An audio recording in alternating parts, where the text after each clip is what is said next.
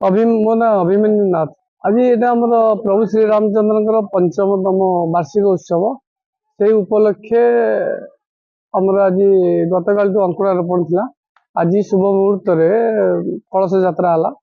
କଳସ ଯାତ୍ରା ଏବେ ହୋମ ଯଜ୍ଞ ପୂଜା ପାଠ ଚାଲିଛି। ନା ରତ୍ନମଣି ନାଥ।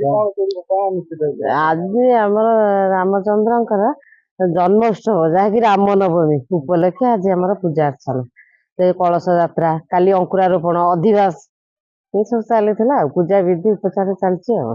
ओं रामं लक्ष्मण पुष्पजं रघुबरं सीतापति सुंदरं काकुस्तं करुणा करंगुणनिधि विप्रप्रियं धार्मिकं राजेन्द्रं सत्यसन्धं दशरथतनयं श्यामलं शान्तमूर्ति वंदे लोकाभिरामं रघुकुल तिलकं राघवं रावणारी।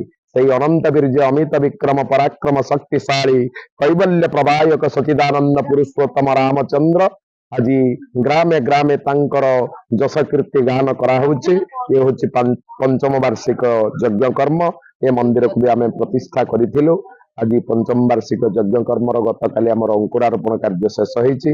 आज प्रत्युषर पूर्णतया गुप्त गंगा बैतरणी कलश भारी माने बहु आनंद उल्लास सहित घट स्थापन कर यज्ञ आज आमर अग्निस्थापन हो जाती। सूर्य पूजा पर पंचकर्म पर अग्निस्थापन हेले अग्निस्थापन सहित एवं देवता नारायण सहस्र शीर्षा होम एवं शिवंकर होम ये सब शेष होती। आसंता काली प्रत्युषरु आमर सूर्य नारायण पूजा पर श्रीमद भगवत गीतार आहुति करा एवं परे परे माँ जगदम्बा विश्व कल्याणमयी माँ देवी कृपा पाई आम सप्तशती चंडी भी यज्ञ करूँ।